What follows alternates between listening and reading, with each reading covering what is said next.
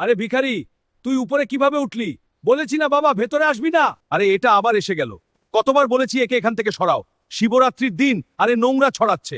সাহেব, আমি শুধু ভেতর থেকে দর্শন করতে চাই। পুজো নয়, কিছু নয়, শুধু একবার শিবজিকে দেখে নিই। আরে একে ভেতরে যেতে দিলে ভগবান অপবিত্র হয়ে যাবেন। জানি না কোথা থেকে আসে এমন সব লোক। চল ভাগ এখান থেকে। স্যার, সিঙ্গারের মেসেজ এসেছে, তিনি আজ আসতে পারবেন না। কি মানে আসতে পারবেন না? আমি তাকে অগ্রিম টাকা দিয়েছিলাম, পুরো শহরকে নিমন্ত্রণ করেছি। এটা শিবরাত্রির জাগরণ, কোনো ছোটখাটো অনুষ্ঠান নয়। যদি ভজন না হয় তবে আমার সম্মান ধুলোয় মিশে যাবে। লোক কি বলবে? কোটি কোটি টাকার আয়োজন আর মঞ্চ খালি। এখানে কি কেউ আছে যে আজ ভজন গাইতে পারে? আমি তাকে পুরো 5 কোটি টাকা দেব, এক্ষুনি এই মঞ্চে। সাহেব, আমি গাইতে পারি। আরে ভিখারি, এই তো আমি তোকে মন্দির থেকে ধাক্কা মেরে বের করে দিয়েছিলাম, আর তুই এখন বলছিস তুই গাইতে পারিস? হ্যাঁ সাহেব, আমি গাইতে পারি। ঠিক আছে, যদি তুই ভজন গাইস আর সব লোক চুপচাপ মন দিয়ে শোনে, তবে আমি তোকে পুরো 5 কোটি টাকা দেব। নীলপুর গ্রাম থেকে একটু দূরে কাঁচা রাস্তার শেষে একটা খুব পুরনো শিব মন্দির ছিল। সেই মন্দিরের সিঁড়ির কোণে প্রতি রাতে একটা ছোট ছেলে এসে শুয়ে পড়ত। তার নাম ছিল ঈশান। তার বয়স ছিল 15 বছর। সূর্য ওঠার আগেই সে নিজের ছেঁড়া বস্তা কাঁধে নিয়ে বেরিয়ে পড়ত। দিনভর গলিতে গলিতে ঘুরত, ভাঙাচোরা প্লাস্টিকের বোতল কুড়োত, মোচড়ানো লোহার টুকরো জোগাড় করত, ফেলে দেওয়া তার আর খালি কৌটো জমা করত। ছোটবেলাতেই তার মা বাবা তাকে ছেড়ে এই দুনিয়া থেকে চলে গিয়েছিলেন। লোক আলাদা আলাদা গল্প শোনাত, কেউ বলতো অসুখে, কেউ বলতো দুর্ঘটনায়। কিন্তু সত্য যাই হোক, ঈশানের কপালে শুধু একাকিত্ব এসেছিল। তার শুধু একটা জিনিসই মনে ছিল, তার মায়ের গলার আওয়াজ। যখন সে ছোট ছিল আর মন্দিরের সিঁড়িতে বসে এমনিই গুনগুন করত, তখন তার মা হেসে বলতেন, বাবা তুই যখন গাইস না, যদি কেউ কাঁদতেও থাকে তবে সে চুপ হয়ে শোনে। তোর গলায় মা সরস্বতীর বাস। সেই সময় সে বুঝত না, শুধু হেসে দিত। সন্ধেয় যখন সে ভাঙারিওয়ালার কাছ থেকে সারাদিনের কামাই নিয়ে ফিরত, তখন প্রায়ই সেই পুরনো শিব মন্দিরের সিঁড়িতে বসে পড়ত। কখনো ধীরে ধীরে ভজন গাইত, কখনো শুধু আকাশের দিকে তাকিয়ে থাকত। পুরোহিত তাকে পছন্দ করতেন না, যখনই দেখতেন বকাঝকা করতেন। আরে কতবার বলেছি এখানে শুবি না, মন্দির নোংরা করে দিস তুই। ঈশান কিছু বলতো না, চুপচাপ উঠে একটু দূরে চলে যেত। আবার গভীর রাতে ফিরে এসে সেই সিঁড়িতেই শুয়ে পড়ত। তার মনে হতো মানুষ তাড়িয়ে দিতে পারে, ভগবান নয়। সেই বছর শিবরাত্রি আসতে চলেছিল। গ্রামে হইচই ছিল, কিন্তু এইবারের উৎসাহ কিছু আলাদা ছিল। শহরের নামী শিল্পপতি অমরেন্দ্র চৌধুরী সেই মন্দিরে বিশাল জাগরণ রাখার ঘোষণা করেছিলেন। এই বছর শিবরাত্রিতে এই মন্দিরে বিশাল জাগরণ হবে। এমন আয়োজন হবে যে পুরো এলাকা মনে লাগবে।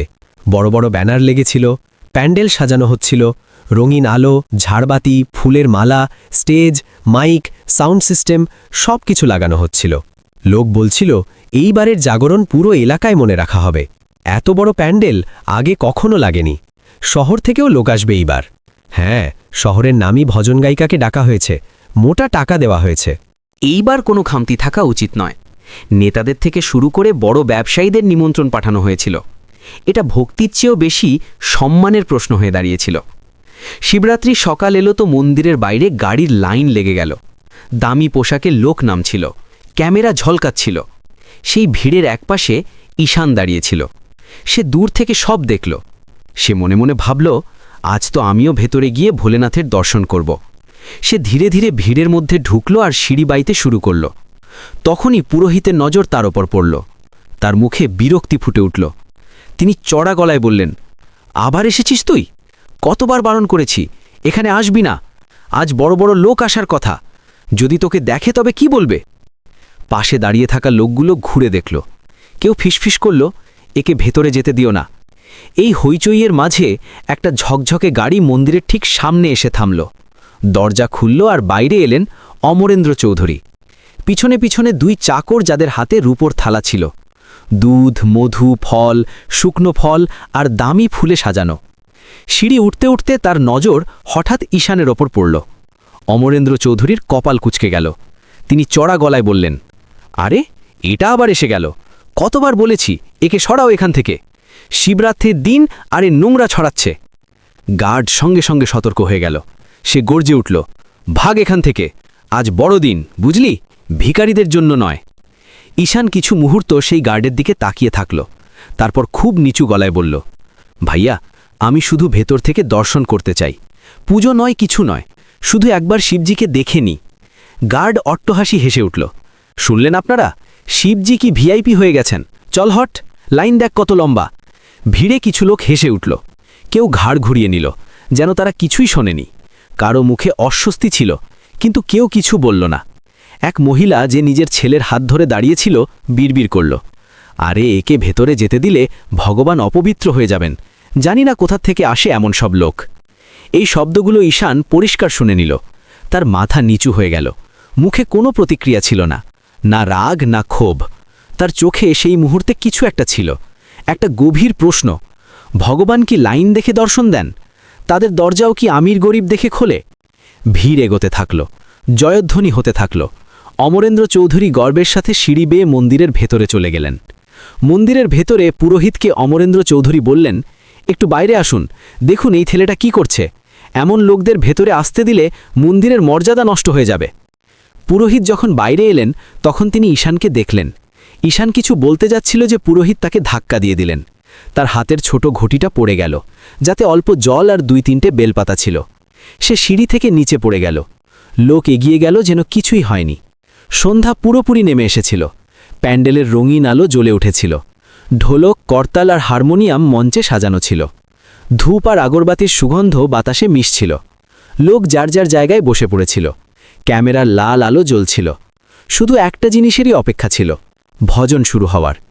কিন্তু মঞ্চের পেছনে পরিবেশ একেবারে আলাদা ছিল। ম্যানেজারের হাতে ফোন কাঁপছিল। সে বারবার কল করছিল, কিন্তু প্রতিবার একটাই জবাব মিলছিল, সুইচড অফ। তার মুখে ভয় পরিষ্কার দেখা যাচ্ছিল। শেষে সে সাহস জুটিয়ে অমরেন্দ্র চৌধুরীকে বলল, স্যার, সিঙ্গারের মেসেজ এসেছে, তিনি আজ আসতে পারবেন না। অমরেন্দ্র চৌধুরী যেন কিছু মুহূর্তের জন্য স্থবির হয়ে গেলেন। তারপর তার মুখ লাল হয়ে গেল। কি মানে আসতে পারবেন না? আমি তাকে অগ্রিম টাকা দিয়েছিলাম, পুরো শহরকে ডেকেছি আমি। এটা শিবরাত্রির জাগরণ, কোনো ছোটখাটো অনুষ্ঠান নয়। ফোন আবার করা হলো। এইবারও সেই সুইচড অফ। বাইরে প্যান্ডেলে হালকা হইচই শুরু হয়ে গিয়েছিল। কিছু লোক ঘাড় ঘুরিয়ে মঞ্চের দিকে তাকাতে লাগল। কেউ ফিসফিস করতে লাগল, এত বড় আয়োজন আর গায়কই এলো না। এখনও পর্যন্ত অনুষ্ঠান শুরু হচ্ছে না কেন? ক্যামেরা তখন রেকর্ড করছিল, সোশ্যাল মিডিয়ায় লাইভ চলছিল। অমরেন্দ্র চৌধুরীর কপালে ঘামের ফোঁটা জমতে লাগল। ঠান্ডা হাওয়া বইছিল, তবুও তার হাতের তালু ভিজে গিয়েছিল। তিনি নিচু স্বরে বললেন, যদি ভজন না হয় তবে আমার সম্মান ধুলোয় মিশে যাবে। লোক কি বলবে? কোটি কোটি টাকার আয়োজন আর মঞ্চ খালি। তার বন্ধুরা পাশে এসে পরামর্শ দিতে লাগল, কিন্তু কারো কাছে সমাধান ছিল না। সময় পেরিয়ে যাচ্ছিল, ভিড় অস্থির হয়ে উঠছিল। ঢোলকওয়ালা খালি বসেছিল, হারমোনিয়ামওয়ালা আঙুল অস্থিরভাবে চালাচ্ছিল। হঠাৎ অমরেন্দ্র যেন ভেতর থেকে কোনো সিদ্ধান্ত নিলেন। তিনি দ্রুত মঞ্চের দিকে এগিয়ে গেলেন, মাইক হাতে নিলেন। তার বলায় এখন ভয়ও ছিল আর জেদও। শুনুন! তার আওয়াজ পুরো প্যান্ডেলে প্রতিধ্বনিত হল। লোক চুপ হয়ে গেল। তিনি চারিদিকে তাকালেন, তারপর চড়া গলায় বললেন, এখানে কি কেউ আছে যে আজ ভজন গাইতে পারে? আমি তাকে পুরো 5 কোটি টাকা দেব, এক্ষুনি, এই মঞ্চে। শুধু এই শিবরাত্রির জাগরণ থামবে না। 5 কোটি! এই শব্দটা যেন বাতাসে থমকে গেল। ভিড়ে নিস্তব্ধতা ছেয়ে গেল। লোক একে অপরের মুখ দেখতে লাগল। এত বড় মঞ্চে এত লোকের সামনে এত বড় দায়িত্ব নেওয়ার সাহস কেউ করতে পারছিল না। যদি গলা কেঁপে যায় তবে? যদি সুর বিগড়ে যায় তবে? যদি হাসির পাত্র হতে হয় তবে? সিঁড়ির নিচে বসা ঈশান এসব শুনছিল। ওপর মঞ্চ থেকে অমরেন্দ্র চৌধুরীর আওয়াজ ভেসে আসছিল, কেউ কি আছে যে আজ ভজন করতে পারে? আমি তাকে পুরো 5 কোটি টাকা দেব। ঈশানের বুক দুরুদুরু করতে লাগল। তার মনে একটা আওয়াজ এলো, আমি তো গাইতে পারি। কিন্তু সঙ্গে সঙ্গে অন্য আওয়াজ এলো, এখনই তো ইনি আমাকে ধাক্কা দিয়েছিলেন। সবাই হাসবে, বলবে 5 কোটির জন্য এসেছে। সে সিঁড়ির দিকে তাকালো, তারপর মঞ্চের দিকে। কিছু মুহূর্ত সে সেখানেই দাঁড়িয়ে থাকল। তারপর লম্বা শ্বাস নিল আর প্যান্ডেলের দিকে হাঁটা শুরু করল। তার পা সত্যিই ভয় কাঁপছিল। ভিড়ের মাঝখান দিয়ে যাওয়ার সময় লোক তাকে দেখছিল। কেউ চিনে ফেলল, আরে এ তো সেই ছেলেটা, আবার এসে গেছে। কিন্তু এইবার সে থামল না, সোজা মঞ্চের সামনে গিয়ে দাঁড়িয়ে পড়ল আর বলল, সাহেব, আমি গাইতে পারি। অমরেন্দ্র তাকে ওপর থেকে নিচ পর্যন্ত দেখলেন। চিনতে তার এক মুহূর্ত লাগল। এ সেই ছেলেটাই যাকে কিছুক্ষণ আগে মন্দিরের সিঁড়ি থেকে সরানো হয়েছিল। তিনি ভ্রু কুঁচকে নিলেন। তুই? তিনি ঠান্ডা গলায় জিজ্ঞেস করলেন। হ্যাঁ সাহেব, আমি গাইতে পারি। ঈশান হাত জোর করে বলল, আমি রোজ গাই, মন্দিরের পেছনে, মাঝে মাঝে ছোট জাগরণে। ভিড়ে হাসির রোল উঠল। আরে, এ ভজন করবে? মাইক এর হাতে যাবে, তামাশা হয়ে যাবে অনুষ্ঠানের। অমরেন্দ্রর ম্যানেজার পাশে এসে ফিসফিস করল, স্যার, ঝুঁকি নেবেন না, লোক রেকর্ড করছে, ভাইরাল হয়ে যাবে সব। অমরেন্দ্র লম্বা শ্বাস নিলেন। তিনি ঈশানের দিকে তাকালেন। খেলা নয় এটা, এখানে শহরের বড় বড় লোক বসে আছে, যদি তুই ভুল করিস তবে। ঈশান তার কথা মাঝপথে কাটল না, শুধু ধীরে বলল, আমি ভুল করব না সাহেব। আমার মা বলতেন আমি যখন গাই না, লোক কাঁদতে কাঁদতেও চুপ হয়ে যায়। এই শব্দটা শুনতেই কিছু লোক চুপ হয়ে গেল। সেই আওয়াজে কৃত্রিমতা ছিল না, সে দেখানোর জন্য বলছিল না, সে বিশ্বাসের সাথে বলছিল। ওদিকে সময় পেরিয়ে যাচ্ছিল, ভিড় অস্থির হচ্ছিল। ঢোলকওয়ালা খালি বসেছিল, হারমোনিয়ামওয়ালা আঙ্গুল টেবিলের ওপর চালাচ্ছিল, ক্যামেরার লাল লাইট অন ছিল, কোনো বিকন্ত বাকি ছিল না। অমরেন্দ্র কিছুক্ষণ চুপ করে দাঁড়িয়ে থাকলেন। তারপর তিনি লম্বা শ্বাস নিলেন আর হঠাৎ সিদ্ধান্ত নিলেন। তিনি মাইক নিচে নামিয়ে বললেন, ঠিক আছে, যদি ভোলেনাথের এটাই ইচ্ছে হয় তবে আজ তুই গা, কিন্তু মনে রাখিস এটা শিবরাত্রির জাগরণ, এখানে তামাশার কোনো জায়গা নেই। ঈশান এক মুহূর্ত না হারিয়ে মাথা নিচু করে নিল। আমি তামাশা করব না সাহেব, আমি শুধু ভজন গাইব। ঢোলকওয়ালা ধীরে বসে পড়ল, হারমোনিয়ামওয়ালা সাবধান হয়ে গেল। প্যান্ডেলে বসা লোক এখন পুরোপুরি শান্ত। আজ মঞ্চে নামী গায়ক ছিল না, আজ মঞ্চে দাঁড়িয়েছিল এক ভিখারি ছেলে, আর পুরো শিবরাত্রি তার আওয়াজের অপেক্ষা করছিল। ঈশান মাথা নিচু করল। জি সাহেব। মাইক তার হাতে এলো। সাউন্ড ইঞ্জিনিয়ার উচ্চতা কমিয়ে দিলেন। কিছু লোক তখনও হাসছিল, যেন 2 মিনিটের তামাশা শুরু হতে চলেছে। ঈশান চোখ বন্ধ করল। সে তার মাকে মনে করল, সেই ভাঙা খাট, সেই কাশির আওয়াজ, সেই হেসে বলা গান ছাড়া চলবে না। তারপর সে প্রথম সুর ধরল, ওম নমঃ শিবায়। আওয়াজ প্যান্ডেলে প্রতিধ্বনিত হলো। কোনো কৃত্রিম উচ্চতা নেই, কোনো লোক দেখানো ভাব নেই, পরিষ্কার, গভীর, সরাসরি হৃদয়ে পৌঁছে যাওয়া। ভিড় হঠাৎ চুপ হয়ে গেল। ঈশান আগে গাইল, ভোলে শঙ্কর ত্রিপুরারি জিনে কে রখওয়ালে হো। ঢোলকওয়ালার হাত নিজে থেকেই তালে চলে এলো। হারমোনিয়ামওয়ালার আঙুল সুর ধরে নিয়েছিল। যারা হাসছিল তারা এখন স্থির দাঁড়িয়ে, কেউ কেউ অজান্তেই হাত জোড় করে নিল। ঈশানের আওয়াজে শুধু সঙ্গীত ছিল না, যন্ত্রণা ছিল, খিদে ছিল, একাকিত্ব ছিল, মায়ের স্মৃতি ছিল, আর একটা অটুট ভরসা ছিল। সে পরের ভজনে গেল, তেরে দর পে আয়া হুঁ খালি ঝোলি লেকর ভর দে মেরে ভোলে। এই লাইন গাওয়ার সময় তার গলা সামান্য কেঁপে গেল। হয়তো তার সত্যিই নিজের ঝোলার কথা মনে পড়ে গিয়েছিল, সেই ছেঁড়া বস্তা যাতে সে প্লাস্টিক ভরত। ভিড়ে দাঁড়িয়ে থাকা এক মহিলার চোখ দিয়ে জল বেরিয়ে এলো। কেউ ধীরে বলল, এই বাচ্চাটা মন থেকে গাইছে। অমরেন্দ্র চৌধুরী মঞ্চের সামনে দাঁড়িয়েছিলেন, তার শ্বাস ধীর হয়ে এসেছিল। যে লোকটা কিছুক্ষণ আগে সম্মান আর সম্মানের ভয় কাঁপছিল, এখন হাত জোর করে দাঁড়িয়ে আছে। তার চোখ বন্ধ ছিল। রাত বাড়তে থাকল। ঈশান এক ভজন থেকে অন্য ভজনে যেতে থাকল। তার গলায় ক্লান্তি ছিল না, যেন সে দায়ী ছিল না, প্রার্থনা করছিল। প্যান্ডেলের পরিবেশ পুরোপুরি বদলে গিয়েছিল। যেখানে আগে লোক দেখানো ভাব ছিল, এখন সেখানে সত্যিকারের ভক্তি। যেখানে আগে ফিসফিসানি ছিল, এখন সেখানে হর হর মহাদেবের ধ্বনি। রাত প্রায় 3টের সময় শেষ ভজন শুরু হলো। ঈশান গাইল, না ধন মাঙ্গু না মান মাঙ্গু, বাস মাঙ্গু তেরা নাম। তার আওয়াজের সাথে পুরো প্যান্ডেল গেয়ে উঠল। আর সেই মুহূর্তেই অমরেন্দ্র চৌধুরী বুঝে গেলেন, আজ তার সম্মান কোনো নামী গায়ক নয়, বরং সেই বাচ্চাটাই বাঁচিয়েছে যাকে কয়েক ঘন্টা আগে অপবিত্র বলে সিঁড়ি থেকে ফেলে দেওয়া হয়েছিল। ভজন শেষ হলো। করতালির শব্দ তখনও প্যান্ডেলের ছাদে ধাক্কা খেয়ে ফিরে আসছিল। লোক দাঁড়িয়েছিল, কেউ হাত জোড় করে, কেউ চোখ মুছতে মুছতে। কেউ হয়তো প্রথমবার সেই রাতে সত্যি ভজন শুনেছিল। মঞ্চে হালকা হলুদ আলো পড়ছিল, আর তার মাঝে দাঁড়িয়েছিল ঈশান, সেই ছেলেটা যাকে সন্ধ্যায় সিঁড়ি থেকে ধাক্কা দিয়ে ফেলে দেওয়া হয়েছিল। তার বুক দ্রুত ওঠানামা করছিল, গলায় সামান্য খসখসে ভাব ছিল, কিন্তু মুখে একটা অদ্ভুত শান্তি ছিল, যেন সে কিছু পেয়ে গেছে যার সে আশাও করেনি। অমরেন্দ্র চৌধুরী ধীরে ধীরে মঞ্চের দিকে এগোলেন। কিছুক্ষণ আগে পর্যন্ত সেই লোকটা ফোনে চিৎকার করছিল, কপালে ঘাম ছিল, সম্মান ডুবে যাওয়ার ভয় ছিল। এখন তিনি শান্ত, তার চাল ধীর, চোখ গম্ভীর। তিনি ঈশানের সামনে এসে থামলেন। কিছু মুহূর্ত শুধু তাকে দেখতে থাকলেন। হয়তো সেই ছোট শরীরে তিনি সেই শক্তি দেখে নিয়েছিলেন যা কোটি কোটি টাকা দিয়ে কেনা যায় না। বাবা, তুই আজ রাতে শুধু ভজন গাইসনি, তুই আমার সম্মান বাঁচিয়েছিস। ঈশান মাথা নিচু করে নিল। সে করতালিতে অভ্যস্ত ছিল না, সে কখনো মঞ্চের জন্য গায়নি। সে সব সময় পাথরের সিঁড়ির জন্য গেয়েছিল, যেখানে শুধু তার আওয়াজ আর রাতের হাওয়া থাকত।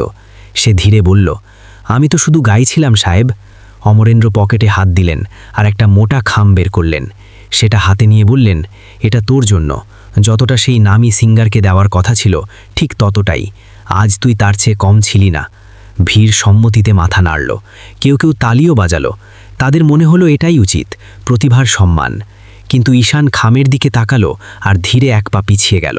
তার চোখ নিচে ছিল, আওয়াজ ধীর ছিল কিন্তু পরিষ্কার ছিল। আমার এত টাকা চাই না সাহেব। অমরেন্দ্র অবাক হলেন। কেন? পরিশ্রম করেছিস তুই, অধিকার তোর। ঈশান কিছু মুহূর্ত চুপ থাকল।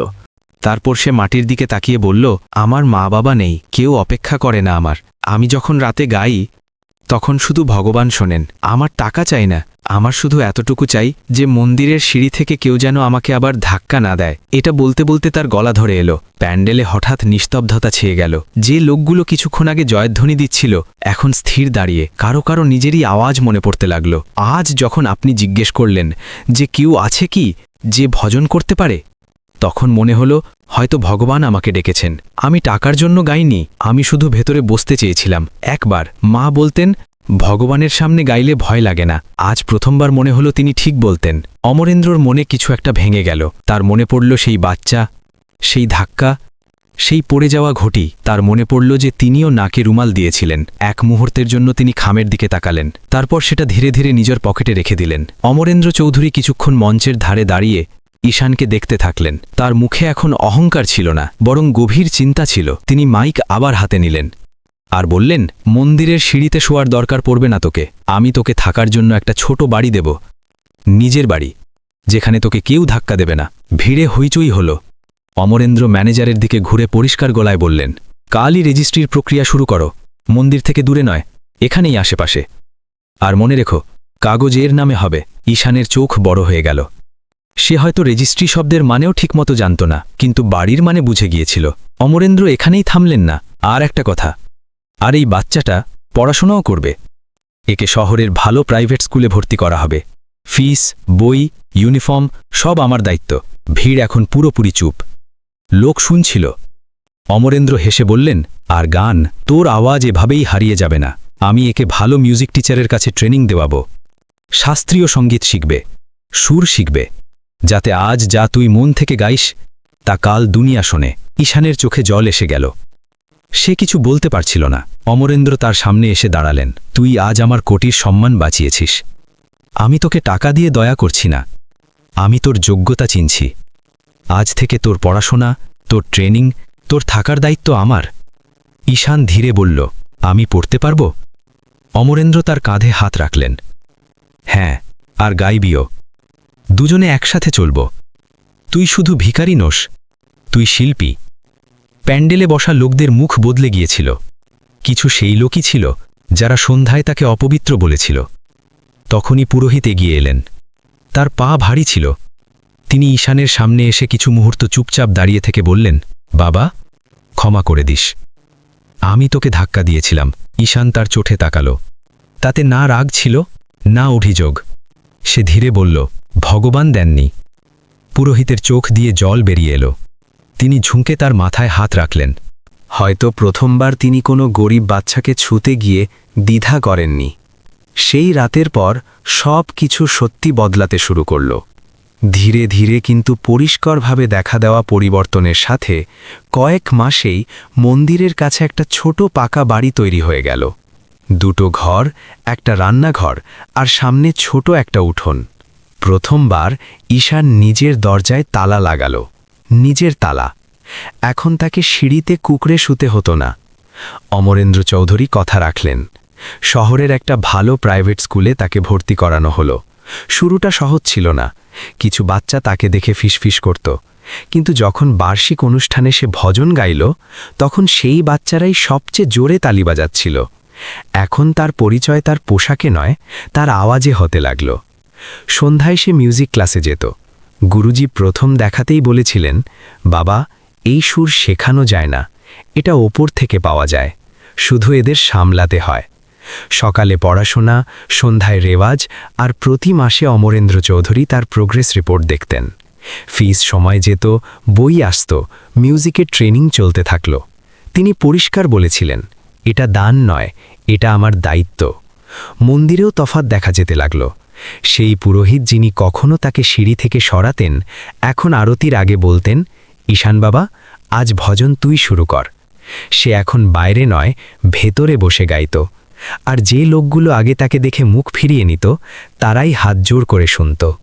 শ্রাবণ মাস এলো, তো মন্দির আবার ভর্তি ছিল। এইবার মঞ্চ ছোট ছিল, সাজসজ্জা সাধারণ ছিল, কিন্তু পরিবেশ সত্যিকারের ছিল। অমরেন্দ্র চৌধুরী মঞ্চে এলেন আর বললেন, আজ আমাদের কোনো নামী নামের দরকার নেই, আমাদের নিজেদের মন্দিরের সুরই যথেষ্ট। ঈশান মঞ্চে এলো, চোখ বন্ধ করল আর গাইল, ভোলেনাথ কি নগরী মে কোই ছোটা নেহি বড়া নেহি। এইবার লোক শুধু শুনছিল না, অনুভব করছিল।